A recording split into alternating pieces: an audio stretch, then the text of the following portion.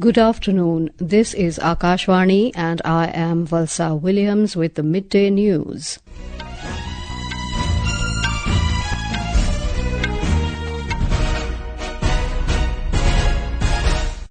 The headlines. Prime Minister Narendra Modi holds talks with the Maldives President Dr. Muizzu in New Delhi, says India has always played the role of first responder to the Maldives. RuPay card payments introduced in the Maldives. Union Home Minister Amit Shah presides over crucial review meeting with chief ministers of left-wing extremism affected states, says Naxalism is the biggest obstacle on the path to development. Prime Minister Narendra Modi completes 23 years in public office. Gujarat Government observes Vikas Saptah from today to mark the day. Israel pays tributes to those killed during the October 7 assault by Hamas last year. Tensions in West Asia region remain high. In ISSF Junior World Shooting Championship, India finishes on top in overall medal tally with 13 gold. And in Women's T20 Cricket World Cup, England to take on South Africa at Sharjah this evening.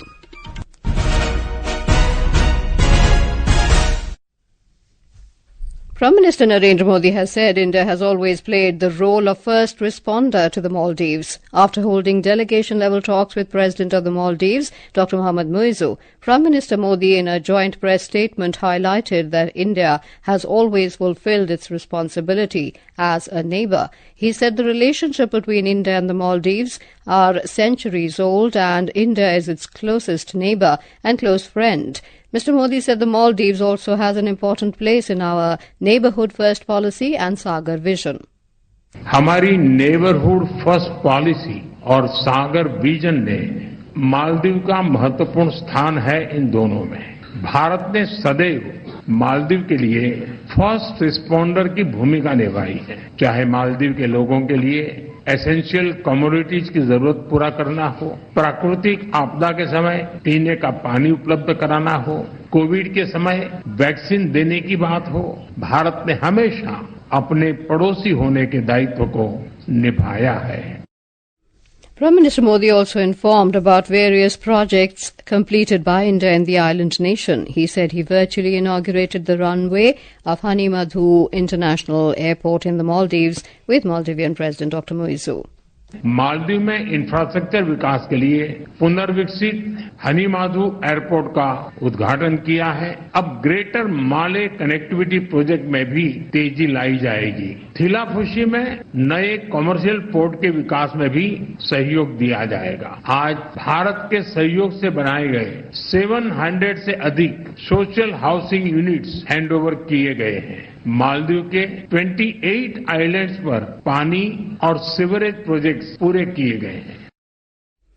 RuPay card payments have also been introduced in the Maldives as Mr.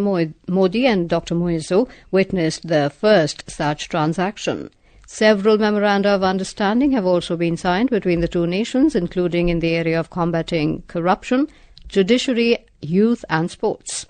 In his statement, Dr. Muizzu said he and Prime Minister Modi held extensive discussions taking stock of our successful development journey together and charting the path of the future collaborations between the two countries. He said both sides agreed on a comprehensive vision document charting the course of the bilateral relationship. Union Home Minister Amit Shah today said Naxalism is being completely eradicated from the country with better centre-state coordination from the government.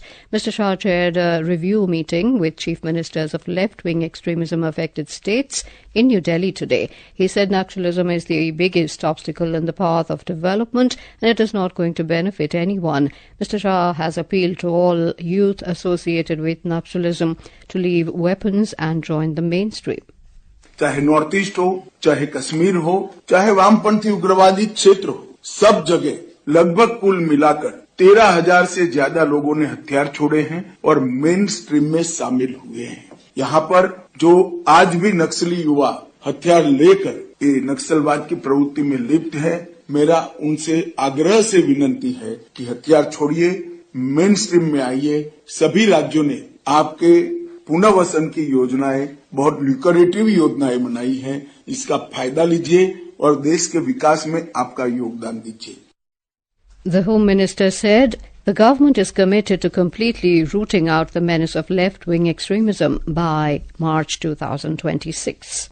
वामपंथी उग्रवाद की लड़ाई अब अपने अंतिम चरण में है, ऐसा हम कह सकते हैं। और मैं विश्वास के साथ आप सभी को बताना चाहता हूं कि 2026 मार्च तक आप सभी के सहयोग से ये देश दशकों पुरानी समस्या से मुक्ति पा लेगा। The political fate of 873 candidates in Jammu and Kashmir and 1,031 candidates in Haryana will be disclosed tomorrow as the counting of votes for 90 constituencies each in both legislative assemblies will be taken up. In Jammu and Kashmir, 20 counting centres have been set up with tight security in place. Counting centres have been set up at all district headquarters with 3 layers of central and state armed police force along with troops of district police. Deputy SP level officer will supervise security arrangements at both strong rooms and counting halls. More from our correspondent. Stringent security arrangements have been put in place at all district headquarters of Jammu and Kashmir for the counting of votes, paving way for the formation of the first elected government in the Union Territory following the abrogation of Article 370 and Article 35A in 2019. The recently held elections in 3 phases, held after a gap of 10 years, witnessed a massive voter turnout. Now, it remains to be seen as to which members would win and reach to the J&K Assembly and which party will form the government. Chief Electoral Officer J&K Pandurang K. Pole said that all necessary preparations have been completed to facilitate a secure and smooth counting of votes tomorrow. This is Sunil Kol for Akashvani News, Srinagar. In Haryana, 90 counting centres have been set up for all 90 assembly constituencies. Chief Electoral Officer Pankaj Agarwal said these polling centres have been set up at the district headquarters of all 22 districts. This is Akashvani giving you the news. For quick news updates round the clock, follow us on our X handle at AIR News Alerts. Prime Minister Narendra Modi has completed 23 years in public office today. It was on this day in 2001 Mr. Modi took over as the Chief Minister of Gujarat for the first time. Several welfare programs launched by the NDA government at the centre draw inspiration from Narendra Modi's initiatives as Gujarat's Chief Minister. Meanwhile, celebrations of Vikas Saptah kicked off today to mark Gujarat's development journey during Mr. Modi's tenure as Chief Minister. Chief Minister Bhupendra Patel, along with other ministers, took the Bharat Vikas Pratikya to encourage people's participation in the process of development. Our correspondent reports that development projects worth over 3,500 crore rupees will be launched during the next 7 days. A report. On October 7 in the year 2001, Prime Minister Narendra Modi had taken the oath as the 14th Chief Minister of Gujarat, marking the beginning of a new chapter in the politics of development. As of today, the continued development journey has reached 23 years. To celebrate and highlight this multifaceted development journey and the success of good governance, a Vikas Saptah is being celebrated throughout the state from 7th October to 15th October. Narendra Modi had laid the foundation of Gujarat's development on 5 major pillars: Urja Shakti, Jal Shakti, Gyan Shakti, Jan Shakti and Raksha Shakti, propelling the state forward on the path of progress. Vikas walks are also being organized at the 23 iconic sites of the state. Aparna Khund, Akashvani News, Ahmedabad. Union Home Minister Amit Shah has congratulated Prime Minister Narendra Modi on the occasion, saying his long journey is a living inspiration for those who are in public life.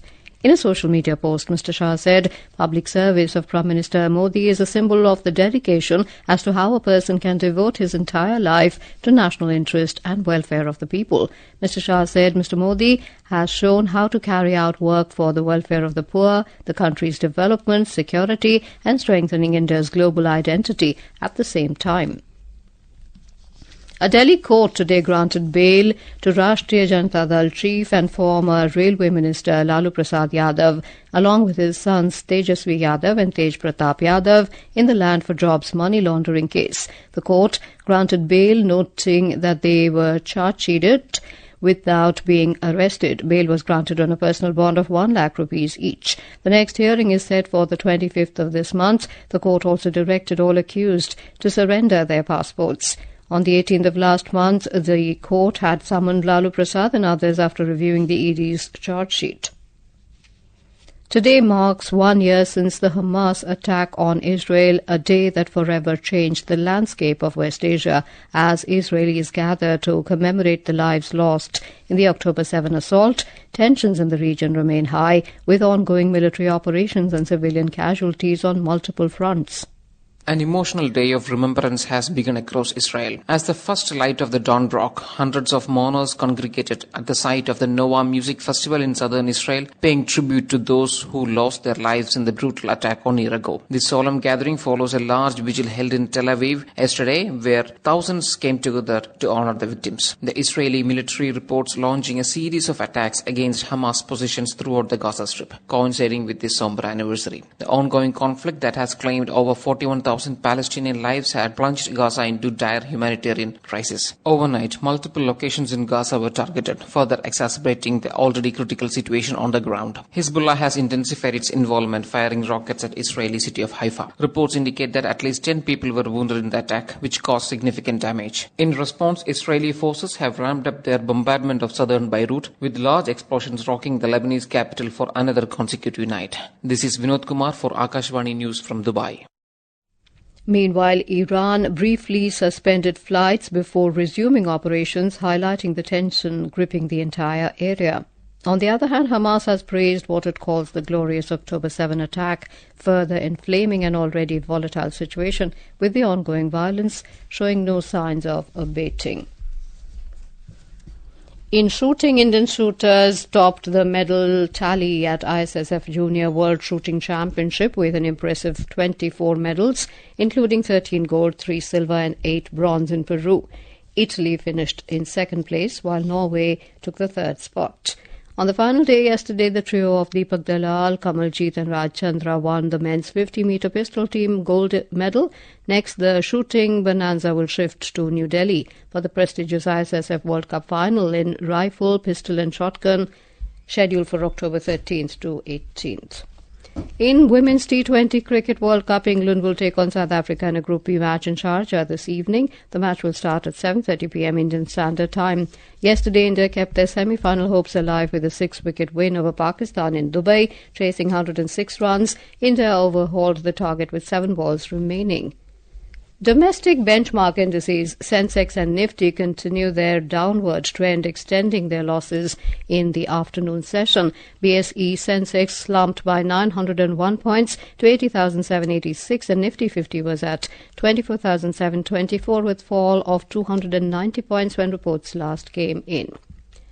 In our bilingual live phone-in program Public Speak tonight, we bring you a discussion on raising awareness about mental health issues with Dr. Nand Kumar of Department of Psychiatry, AIIMS, New Delhi.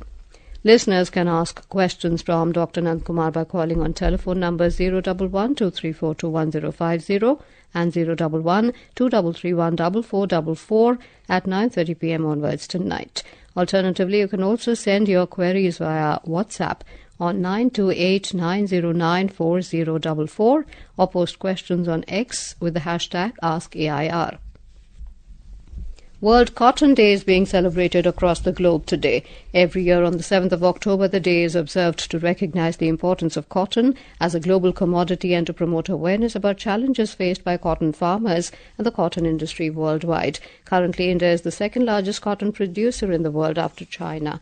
And now, before we end the bulletin, the headlines once again. Prime Minister Narendra Modi holds talks with Maldives President Dr. Muizzu in New Delhi, says India has always played the role of first responder to the Maldives. RuPay card payments introduced in the Maldives. Union Home Minister Amit Shah presides over crucial review meeting with chief ministers of left-wing extremism affected states, says Naxalism is the biggest obstacle on the path to development. Prime Minister Narendra Modi completes 23 years in public office. Gujarat Government observes Vikas Saptah from today to mark the day. Israel pays tributes to those killed during October 7 assault by Hamas last year. Tensions in West Asia region remain high. In ISSF Junior World Shooting Championship, India finishes on top in overall medal tally with 13 gold.